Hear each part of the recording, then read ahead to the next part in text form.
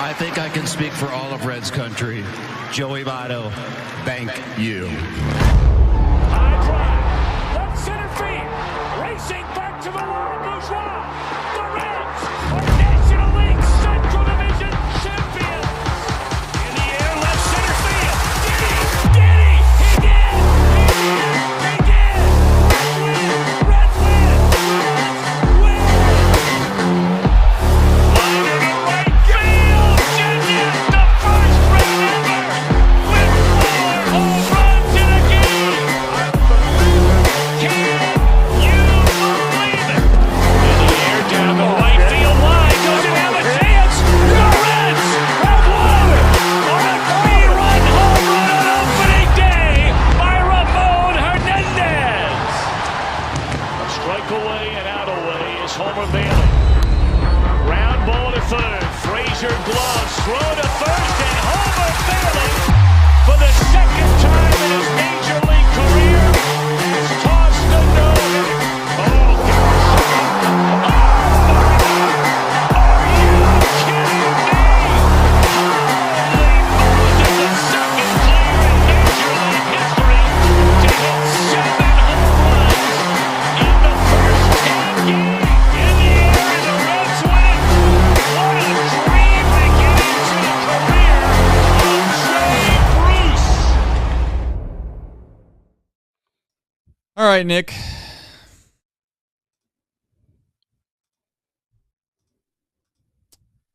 Sunday night edition. And another edition of a losing one on Chatterbox Reds. Another one-run game, Nick. I'm sure we'll get into the box score recap. Got some things to discuss. But it certainly feels like we are, why go to mantherapy.org when you could just get your man therapy right here? You know? What do you think, Nick? That's what we're here for. That's what we're here for. How you doing, Trace? How was your Sunday? I enjoyed every sporting event that I watched outside of and I really thought the Reds, like I said, I enjoyed the Reds game for the majority of it, and then just felt like it like I'd seen the movie before. And here we go. I was just hoping that there was a different ending to this movie. I keep watching this movie, and I'm like, certainly they're going to change the script this time, right? They're going to switch it up. Nope. They don't switch it up. Here we are. So, I don't know, Nick. I'm okay. I mean, I'm alive. There's that. I was hoping that the pitcher that threw to the imaginary first base was like, oh man, did we finally get that break? Yeah, turns out we didn't. No. Yeah, I mean, the imaginary first baseman was a pretty funny play. It was a pretty funny play, but yeah, it ultimately didn't work out. Didn't matter. Didn't really take a whole lot of advantage of that either. So we'll have a discussion about that. Just feels like we just can't get out of our own way. All right, let's do it. Box score recap, and we'll get into it all. We'll get into it all. We have nothing else to do. All right, Hunter Green allowed just 2 runs over 6 1/3 while striking out 8. Green's only real mistake of the day was a get-ahead slider in the 4th inning. Green left the slider right over the middle of the plate, and Anthony Pages was able to sneak it out of the park down the left field line for a 2-run home run. The Reds' offense was held in check by Landon Knack, Dodgers' number 13 prospect, just called back up from Triple-A. Reds did finally get on the board against him in the 5th on back-to-back doubles by Stuart Fairchild and Santiago Espinal. Reds trailed 2-1 going into the top of the 7th. Jonathan India led off with a walk-off Dodgers reliever Ryan Yarbrough. Fairchild then laid down a bunt. No one covered first base, and Yarbrough threw at the empty base, and it went down the line to put runners on 2nd and 3rd with no one out. Espinal then popped out. Tyler Stevenson came in to pinch hit for Luke Maile. Stevenson was intentionally walked. Spencer Steer then pinch hit for Will Benson. Steer had a really great at-bat. Plate appearance, he drew nine pitches for a bases-loaded walk to tie the game up at 2. Unfortunately, Ellie De La Cruz struck out swinging, and Mike Ford popped out to end that inning. Reds had another good chance in the top of the ninth off Blake Trinan. Stevenson and Hurtubise each singled with 2 outs. Then they moved up to second and third on a wild pitch, but Ellie De La Cruz struck out for a 4th time to end the inning. Reds bullpen did their job. The combination of Fernando Cruz, Sam Moll, Emilio Pagan, and then 1 out from Alexis Diaz after Pagan left the game with an injury, got the game into extra innings. In the top of the 10th, Reds had Ellie De La Cruz as the Manfred man on second base to start the inning, but Mike Ford struck out, Candelario grounded out, and Fraley, left on left, grounded out to strand Ellie at second. In the bottom of the 10th, Alexis Diaz came back out. He somehow almost got out of the inning. He had 2 outs and 2 strikes on Shohei Ohtani, but Ohtani hit a pretty good fastball, barely inside the strike zone, down and in. Reds lose 3-2. Reds now 1-11 in 1-run games. Reds fall to 19-28 on the season. Reds have now lost 15 of their last 18 games. All right, we have the deep drive of the day, and again, here we go. Boy, oh boy, oh boy. Rhys Hines. This isn't Reds MILB, just so we're all aware. This is actually the deep drive of the day, sponsored by DSC. It's off the bat of Reds' number 16th ranked prospect, Rhys Hines. That's his 5th home run of the year. We do have StatCast data, so that's good. This isn't the Arizona Complex League after all. 108 miles an hour off the bat, 377 feet. And as always, DSC. They are a leader in renewable commodities, specializing in biofuel production, aggregation, and sales.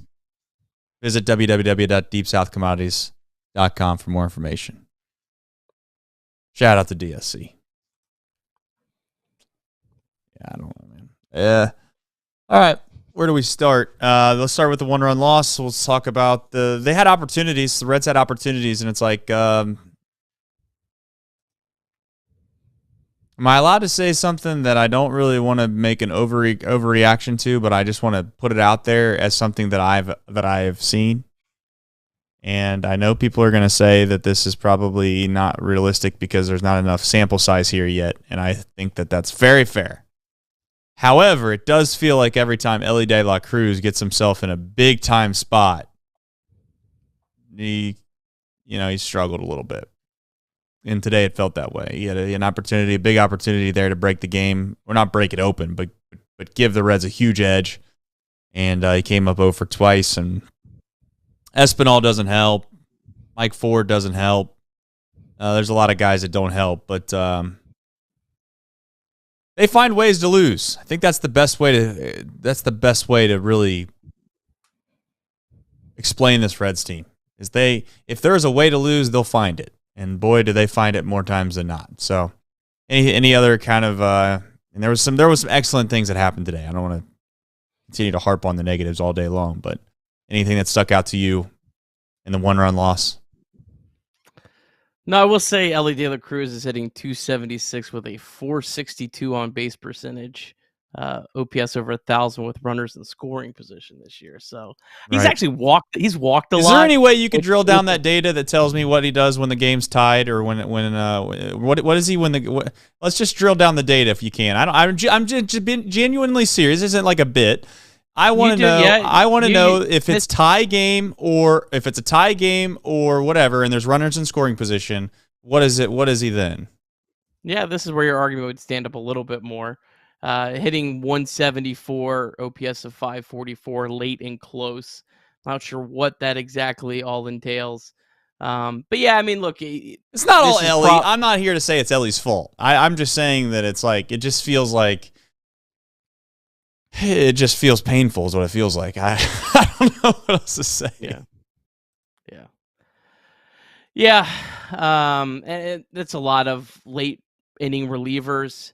Again, like, if you're looking at the Reds' loss today, like, I don't really put a whole lot of stock in what they did in the late innings in this game. What you put stock in is the fact they only got 1 run off a guy that just gave up 4 earned runs in Triple-A his last time out. That's where the game was lost. You're not going to have a whole lot of success against Ryan Yarborough, Alexa Vesia, Blake Trinan. I mean, these are great relievers. The Dodgers have built their team to have an elite bullpen. Now, the last guy they brought in the 10th inning, that's a little bit of a different story. He was just a guy that was called up. They were throwing him out there. But Yarborough, Vessia, and Trinan, I mean, these are three really, really good relievers. The game was lost because they scored 1 run, only had a couple base runners off a guy that's only here just to fill a roster spot right now. And that's been the story for quite some time now, if not all season long, is the inability to get to starting pitching. And I like I said, I mean, this is just unbelievably difficult, painful to watch because it feels like there's nothing that can go right. And when something does go right, they don't capitalize on it. They really do all the things that bad baseball teams do or non-winning teams do. Whatever term you want to use, I don't care. But when a team gives you extra outs, you got to drill them for it. And the Dodgers, shout out to Stuart Fairchild. He lays down a bunt. It was a good bunt. It was a bunt that might have been a hit regardless. But they gave you an extra out. And then on top of that, they gave you, an extra 180 feet on the bases. So, I don't know. It's you just got to find a way to score guys on third base with less than 2 outs. And again, if Espinal is able to hit a weak ground ball, we're not talking about Ellie, striking out. If Mike Ford can get a base hit, we're not talking about Ellie striking out. There's ways to pick guys up, and that's the other thing that doesn't happen on this team either. Is there's very rarely does someone get picked up, because somebody made a mistake. If somebody makes a mistake, we hang them out to dry pretty much every single time. And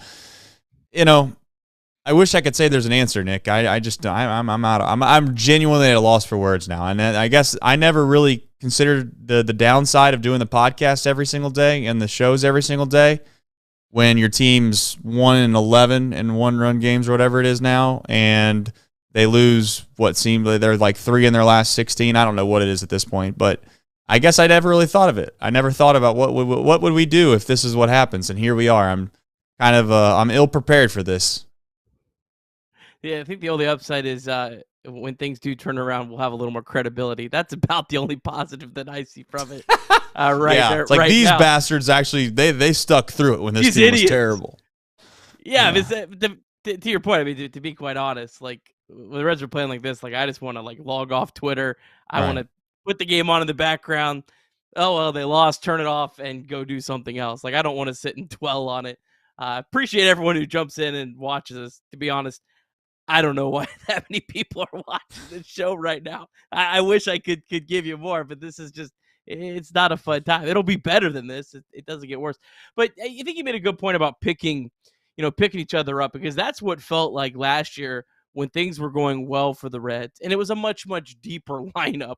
So it's going to obviously be better, but it felt like there was time after time you would see some guys not get a hit with a runner on third base or a ground ball, whatever, with less than 2 outs, but the next guy would pick him up. And it felt like that happened over and over again. And this year it just feels like it never happens. That's part of the reason that there's so many 1-run losses. There's a million factors. It's not, when you go 1-11, it's just not bad. I mean, there's so many things that go into something like this happen. I hope it never happens again, because it's not fun. This team's terrible. I've been saying it. I said it a month ago. In fact, a month ago, I remember vividly just saying, "Hey guys, let's go 13-17, because the way things are looking right now, if you can get through this going 13-17, you'd be 2 games under 500. You would have survived in advance. Like there would be more baseball to watch. You're not down. It's like giving up two field goals in back-to-back possessions in football. Like it feels gross, but you're still in it. It's not bad. It's not like you gave up 2 touchdowns and 2 extra points in back-to-back possessions. Then you feel like your game's it's over. We are so close, and I'm not going to do it yet, but boy, I want to. Just saying that the nails are in the coffin here. But at this point, 13-17 is looking like 3-27. I don't know. I don't know what's going to happen from here on out. I really don't. I'd like to convince everybody or give you some false hope and say that this is going to get better. We can convince ourselves and say that the starting pitching's good and the bullpen's good and all that. And you know what? I do think that that's the case.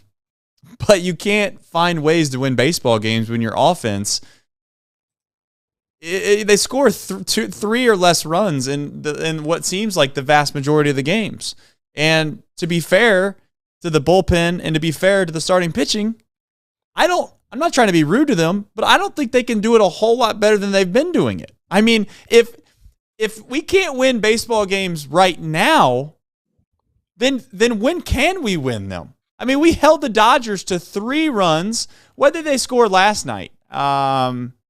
Off the top of your head, why can't I remember these things? I don't know. So they scored 3 runs, 4 runs, and then I think they did give up. They scored 2 runs. Do I need to go back and look at what they've scored every night? I mean, this is embarrassing. I would trace the last 4 games. Not 4 games. The Reds have allowed 2, 2, 2, 7, 4, 3. However many games that is. They've won.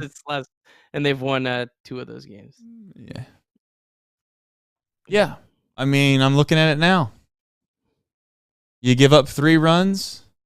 You give up 4 runs. You gave up 7, to be fair. Then you gave up 2. You give up 2 and you lose. I don't know. I mean, it's just bad. It's just bad. So it is what it is, everybody. We're going to try to drudge our way through this. I don't know what term to use, but we'll talk about some other things outside of how bad they are here in a minute. You got anything to add before we get into some other guys? It's going to get better. Now, it's probably going to be too little too late, but it's going to get better. I mean, you're not going to be facing relievers like the Dodgers had every night. You're going to have a chance a lot more nights. I think that's something that I have probably not put a lot of as much stock as you probably should is travel. Not only does the Reds schedule lighten up, but over the next really almost 2 months, their schedule is not very bad. They're not traveling across the country. Most of their trips are like to Milwaukee, to Pittsburgh, to St. Louis. That's a lot different than flying across the country. So. So. I mean, you're right. I'm not trying to laugh, but okay. These guys, I mean, you are. I'm glad you make me so proud sometimes. Like you are right. I mean, I'm not disagreeing with you, but man, I'll tell you what. I don't think you could ship this bum ass team to Antarctica and leave them there for a month. They'll come back and their bats won't be as cold as they are now. Yeah, I mean. But they're not going to lose 15 out of the next 18 games. I'll bet a lot of money on that. Okay, that's fair. But that's what I mean. Like, it's going to get better. How much better, I don't know. But they're not. This is going to happen again. They're going to get some wins here. I don't know. Depths. That's where we're at. All right, let's get through the rundown here. We'll see if we can't enjoy the rest of our Sunday night, whatever's left of it after the end of this show. You got... This is where this team is. On the rundown, this is where we're at. We have Ford and Capel on the rundown together. Could you imagine? Just let me say something for just a second. Could you imagine in spring training? We go to In-N-Out, and we get ourselves nice and cozied up on the couch there at the old Airbnb, and I'm like, "Hey Nick, you won't believe this, but in about a month and a half, you're going to have Ford and Capel on the rundown in a 3-2 battle it out extra innings affair against the Dodgers." And here we are. That's what we got to talk about. Ford and Capel. What do you want to tell? What do you want to tell me? What do you want to tell me about them? Well, Ford's been pretty bad. I don't know if you noticed that, Trace. He's horrible. That's why he's on there. I don't know if you have any points on him. I'll give the Reds some credit. I guess this is why they didn't want to call him up. But then it got so bad. Nick Martini made it so damn bad that they're like, well, looks like we got to, or else the fan base might riot. I even stood out there on a limb and said, hey, you got to give Mike Ford a shot. Maybe I've seen enough. I don't know. The guy was Sean Connor in the chat's been there for 3 weeks just pounding his keyboard trying to tell us all that this guy was about to be a bass. He was bass fishing out there in the middle of a lake in Missouri. Got the phone call, and now he's sitting in the 3-hole backing up Ellie De La Cruz every single day for the past 3 weeks. So, yeah, I don't know what else there is to say about Mike Ford. Yeah, I do not, like, please get him out of the 3-hole. Like, at least just remove one thing out of here. Connor Capel, this is the one thing that has actually kind of frustrated me a little bit, and I think probably deserves a little bit of criticism this year is how the Reds have managed that last roster spot. Because like Jake Fraley had to get an at bat against a right-handed or left-handed pitcher late in this game in the 10th inning with a runner in scoring position. And you just have Connor Capel, left-handed batter, sitting on the bench. Like, there's got to be a right-handed batter that the Reds could put on this roster to at least give them a chance in a spot like that. And they had the spot with Bubba Thompson. I just do not understand what their thinking is with this roster management for that last spot. That's really the thing that's just been the most puzzling to me this whole year. Why they can't go find anyone. Surely there's a guy that could be a league average hitter against left-handed pitching. Like, that's not hard. That's not hard to find. Is there any chance, and they'll never admit it, I don't know, and I guess my point, and people will absolutely be pissed off that I'm even suggesting it's possible. Is there a chance that they've just kind of mailed it in, and they just want to see what they got? Some of these guys. I don't know. Like if you're Nick Kroll, and you're like, I don't know if I'm ever really going to get to see what Connor Capel's about. Probably not going to get a chance. This team's terrible right now. I mean, does it really matter who I put out there right now? Is it going to matter at all? And again, the answer is probably no. But I do wonder a little bit to be like, you know what? Let's just see what we got. We'll stick him out there for a week and a half, 2 weeks, and let's see. Maybe we'll get a feel for what we possibly could have, whether we want to keep him or move him or trade him or whatever it is. I don't know about that, just because they paid Mike Ford more than the league minimum. Like, if that was really their thinking, we're just mailing it in, this season's over, we're toast, why would they have not just put up PJ Higgins plays first base, for example? They could have brought him up on the league minimum. They had to pay Ford several $100,000 extra dollars plus some actual incentives, which I think it's probably looking pretty good for them not having to pay those out at this point. But they did pay extra for Ford, so I don't know about that whole thinking, but I don't understand why they're not finding anyone with a right-handed that hits right-handed that could at least give David Bell a chance, because like some of this is like, what is David Bell supposed to do? Like, it's the top of the 10th inning. You got a runner on second base with 2 outs, and you have a left-handed batter that can't hit left-handed pitching to save his life, and he's got a bat. You have no other options. And you know what's crazy about what you're saying, too, is like even in the offseason, I think we all agreed that it would have been nice to have a right-handed bat. Like, we wanted a right-handed bat. And I mean, I guess you could say Candelario was kind of, but that's not what we were asking for before this offseason. It felt like, could we get a guy that can really be a bopper from the right-handed side of the plate? And maybe we were putting too much stock, or maybe the Reds front office was putting too much stock into CES. But it feels like that was the same issue that we had last year at times, where it was like, okay, you bring a left-hander in, and it really hamstrings this lineup. It really puts a hurt. It really makes you take out guys like, or it negates guys that you relied upon to basically kind of make your offense somewhat serviceable. Like it or not, Jake Fraley is a big piece to this Reds offense, and when I say big piece, I'm not saying he's playing well. I'm just saying that he's one of the main reasons as to why they're either going to have success or not have success. And you bring a left-hander in, and it all but makes him pretty much a Triple-A player. I mean, that's the truth. I don't know. And again, I know the last year I kind of like try to defend him a little bit, but I think I'm done doing that with guys that have terrible splits, because ultimately Jake Fraley's at bats, they don't even look good like against left-handed pitching. It'd be one thing if he hit the ball hard. I will say Will Benson, lefty on lefty today, he caught a little bit of bad luck. I mean, he absolutely squares a ball up. That would have been a big hit. And we don't talk about it because it was caught by the shortstop. But it was, I mean, I don't have the exit velo on that right in front of me. But, I mean, that ball was absolutely tanked. But Jake Fraley's at bats don't, I mean, just very rarely do they look good lefty on lefty. So it is what it is at this point. You want to talk about Hunter Green? That's a positive. Yeah, he's pitching really well. I tell you what, he's really stepped his game up. He's pitching deep into games. I mean, this is like 5 starts where he's gone at least 5 innings. 3 of those he's gone 7-7, and the 6th and the 3rd today.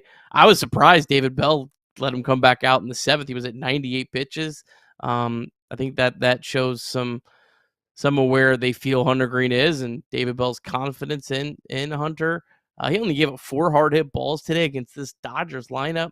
Just the way that I almost want to go back and, when I didn't have like kids and stuff running the house, I almost just want to go back and try to have something fun and enjoyable tonight and just watch Green against Ohtani, because I just thought the way that he pitched to Ohtani was it was really cool. I mean, he threw well. Even had Ohtani almost get a check swing and miss on a ball that hit him.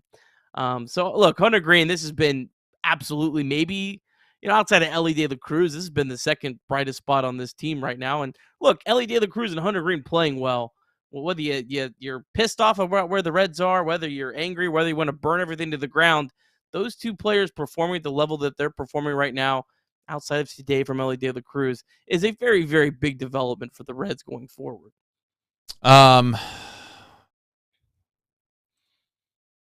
Yeah, I don't have a whole lot to add to Hunter. I mean, he's throwing the ball he's throwing the ball as well as I've ever seen him throw the ball, and he's been consistent now. Like now we're entering into the phase of consistency that'll be interesting to see how long he's able to sustain. I don't know. I mean, maybe he's this good. And if he's this good, that's unbelievably great. But I wonder how long he can sustain having this consistent of good starts. Feels like he's due for a bad one. Again, I'm not wishing that upon him, but it does kind of feel like, all right, this guy's, maybe he is this good. If he is this good, then that's a whole nother story. Something to keep an eye on, at least. All right, we have, go ahead. And look at the teams he started against. Since opening day, his first 2 starts were against the Nationals and then the Mets. His next starts were against the Brewers, Mariners, Phillies, Rangers, Orioles, Diamondbacks, Dodgers. Were those all playoff teams last year? Did the Mariners make the playoffs? Mariners did not make the playoffs, but they won like 90 games. They were the only team out of those that didn't. Like, these are like good teams that he's pitched against. And for him to have pitched as well as he has this year is really remarkable. Yeah. Nationals, of course, did not either. But yeah, but after the first 2, after the Nationals and Mets, he's faced team after team after team that's a team that going into the years you expected to be a playoff contender. Yeah. No, he has. He's thrown the ball incredibly well. All right, folks, let's do the game time. The game time ad here. And I know the Nick, I probably, at some point, I'm just going to download that, or you're going to have to forward that to me so I can do it. I can give the official game time app read. But if you have not yet, use the code Cincy. Nick, tell him, you got it in front of you?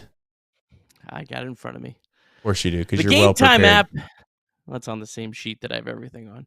The Game Time app is now an authorized ticket marketplace of Major League Baseball, which makes getting tickets even faster and easier. Prices on the Game Time app actually go down the closer it gets the first pitch. With killer last-minute deals, all-in pricing, views from your seats, and the lowest price guaranteed, Game Time takes the guesswork out of buying MLB tickets. They have all-in pricing. You can toggle this feature. Shows you the total up front with no surprise fees at checkout. Lowest price guaranteed, or Game Time will credit you 110% of the difference. Take the guesswork out of buying tickets with Game Time. Download the Game Time app, create an account, and use the code Cincy for $20 off your first purchase. Terms apply. Again, create an account, redeem the code Cincy, CINCY, for $20 off. Download the Game Time app today. Last minute tickets, lowest price guaranteed. Nice job. And as always, shout out to Man Therapy, mantherapy.org, 988, text, call, if you ever feeling like you need some help. and we've all been there in our lives at one point where we need some help, whether it be through 988 or whether it be through just some friends. So always rely on them. A couple supers here real quick. Pepper Westwood says, the Bally Sports Parlay hits more than this abomination of an offense. Did that parlay hit today? Did they hit today, finally? The only thing they needed to hit was an Ellie De La Cruz run, and Ellie was on second base as the Manfred man. I mean, I tell you, they're almost having that 1-11 and 1-run game luck at this point. Yeah. That's tough. Yeah, it's a shame. Shout out to Bally. And a realtor named House, formerly known as Chi-Town, says, my wife is next to me. Shout out Kelly for me. Kelly, shout out to you. Sorry you have to watch this right now. Yeah, I got a big fan. If you're sitting next to the realtor named House here, Kelly, tell him that he's free to go. You guys can go enjoy the rest of your Sunday night. I'm sure that's what you would prefer to do. But he's like all of us. We have a sickness. It's called being a Reds fan. It's a real sickness. You ever filled out that medical sheets where they ask you if you have any illnesses or you have any kind of preconceived conditions that they should know about? Just in the other column, sometimes I just put I'm a Reds fan, and what they had, they're like, well, what's that mean? I was like, well, that depression. You ever heard of it? Kind of a real thing. Seasonal depression. Some have that in the winter. Us Reds fans, we have it in the summer. Sometimes in the spring. I was really hoping to at least make it to the summer. Last year we made it to the fall, so there was that. That was good. All right. Ellie 0 for 5. Yeah, listen, I'm not going to talk long about Ellie because I think that there's people in the chat already. They're like, oh, Ellie this, Ellie that. Ellie just played like a fantastic baseball game 2 nights ago or 3 nights ago at this point, whatever it's been. So Ellie is who he is. He's going to be streaky at times, and he's been unbelievably good this year. And I'm just not going to overreact with Ellie anymore. I'm really not. He could go 0 for his next 22, and I'm not going to get overly concerned about it. I am going to get concerned about other guys on this team. But am I? Should I? Like, that's where I'm at now with this team. Is like, not that I shouldn't care, but like, should I care about what Mike Ford does? Should I care about what Connor Capel's doing? Should I care about Santiago Espinal? And to be honest, I'm going to say it. Should I care about Jonathan India at this point? Like, these guys aren't guys that I'm expecting to take this Reds team to the promised land. I'm just not. Be honest. I'm trying to be realistic with myself. Like, the only chance this team has, in my opinion, this franchise has, is that if Matt McClain's a stud, Noelvi Marte's a stud, and you start to piece it in from there. Maybe CES is good. Tyler Stevenson's been great this year, so that's the positives. I don't know if you want to add anything to Ellie before we jump into the positives? I don't really have anything to add about Ellie other than, like we said, this would come. Like, we've said he's going to, come back down to earth at some point. I do think, though, that some of what these guys do does matter because some of them might get moved here in 2 months. That's okay. I don't know how I see. I did not want to go to this well on May 19th. I've been thinking about this for a long time. Been thinking about it for a week, maybe a week and a half. I need Alexis Diaz to get hot. I need him to throw the ball unbelievably well. I need Fernando Cruz to stay hot, throw the ball unbelievably well. And I listen, I think that the word's out on Jonathan India. I really do. Jonathan India could get hot for two months, and I don't think anyone's biting. No one already bought. Nick Kroll tried to sell this guy last year, and he couldn't find anybody that wanted him. And you can convince me if I'm wrong. You could say, oh, Nick Kroll is going to come out and say, well, we didn't trade him because we know his real value. Really? You know his real value? Or you just knew that you couldn't trade a fan favorite because you were going to basically get back a bag of baseballs for him. I mean, that's the real truth. Because some of this, like it or not, Nick, has to come down to like the optics to the fans. And whether or not that should be the case, I don't know. That's a discussion for another day. But there's no doubt in my mind when they were talking about trading Jonathan India last season and in this offseason, they absolutely, in my opinion, had to 100% go to ownership and say, this is kind of what we're going to get back in return. And then I'm not saying ownership's making the decision, but I think that at some point, Nick Kroll and his staff have to use their brain and say, if we're going to get 2 single-A prospects out of this, it honestly probably isn't even worth it. Like, we think it's worth it, but it's kind of not worth it once you weigh in the optics of how this could go. Jonathan India somehow, some way plays well somewhere else, and now we're stuck holding the bag, and this is what we're looking at. So, but I'm telling you right now, I'm already thinking about who we could trade at the deadline. I'm there. I've been there. We got to save that, by the way. That's going to be our whole June topic conversation. Yeah. I think there's a lot more though than I think there was a lot of conversation. The Cards don't really have anyone to trade the deadline. I think they don't have any superstars. Like they don't have any. They don't have a Luis Castillo and Tyler Malley that are close to expiring contracts. But they've got I think they've got at least 5 or 6 guys on this roster right now that other teams would want that I think would make sense to move them right now. But I agree with you. Like let's save that. But It's definitely in the back of my head. Yeah, well, it's not in the back of mine. I'm just trying to hold it close to vest. It's like the last ace I got in the deck. Got to use that one when we need it really bad. All right. The positives, Tyler Stevenson. That's a positive. I think that's the question mark of the day. I think that some are asking is why is Tyler Stevenson not DHing? I guess the answer from David Bell is going to be that they wanted to give him the day off, but then he didn't get the day off. So, and I know that's probably because of the game and the situation, and it was a close game. And just like Ellie De La Cruz the other night, you were going to give a guy a day off, but then the situation really called for them to have to play. So then you're like, all right, well, they're playing. So nothing's going right for this team. But I guess that's a fair question, Nick, is asking David Bell, why is Tyler Stevenson not DHing when he's, I think, on this road trip was hitting over 450 and for the first time all season looked like kind of things were going in the right direction for him. Results-based wise, I know he was hitting the ball hard earlier this season, but results-based wise, things were kind of turning the corner. So I don't know if you have anything to add to that. Yeah, I mean, look, I would love to see Tyler Stevenson in the lineup. I'm sure their thinking and their logic on it is we don't want to burn this guy out. This is a guy that's never caught more than 78 games in a season. So that's quite a big jump if you're talking getting up to like 130. And so I think they also want to have some additional like days off.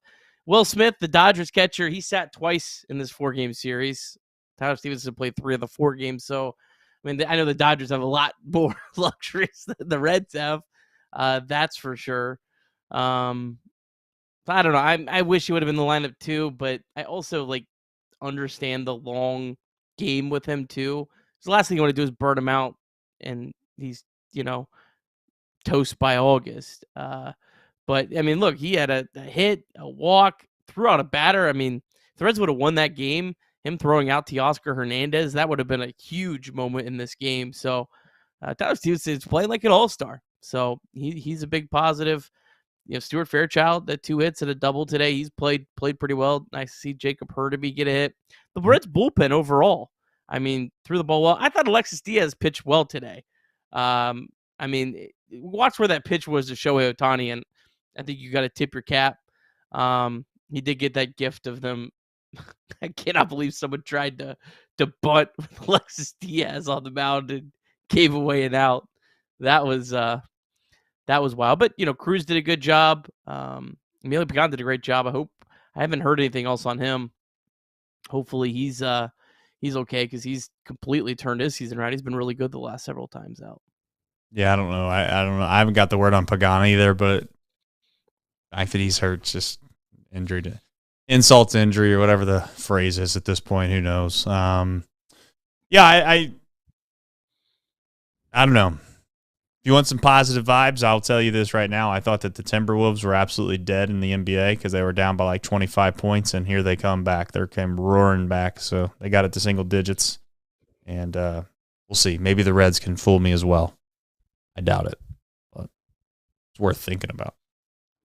Okay, Nick. I know we're putting a lot on your shoulders tonight. I'm asking you 1,000 questions. Let's do the Reds MILB, and then we'll maybe round up the show here and send everybody on their merry way. All right, Triple-A Louisville. They beat Columbus 6-3 bats. They've now won 10 of 13. They improved to 25 and 20 in the season. They're 4.5 back in the International League West Division. Brendan Williamson back on the mound. Pitched really well. Retired 11 of the first 13 batters he faced. Then he gave up 3 straight singles that ended his day in the 4th inning. 2 of the singles that he allowed had an exit velocity of 70 and 74 miles per hour, so not very hard hit balls. Williamson threw 34 of his 56 pitches for strikes. Fastball was actually up a little bit, topped out 94.6. He only allowed 3 total hard hit balls. So really positive from Brandon Williamson. Be interested to see kind of where he fits in. Christian Roa was in relief again. Tough outing for him. He gave up 2 runs over an inning and a third. Alex Young, he pitched back-to-back days for the first time during his rehab assignment. He's now not allowed an earned run in 8 1/3. So if Emilio Pagan is going on the IL, I would assume there's your replacement right there. Blake Dunn, he had a really good day, 2 for 3, 2 walks, stole a base, his 8th of the season, and drove in 2. Reese Hines, as mentioned at the beginning of the show, hit a home run. Also walked twice, also stole 2 bags. A good day for him. Nick Martini, 1 for 2 with a pair of walks. Michael Trotwine, he doubled twice and also stole a base.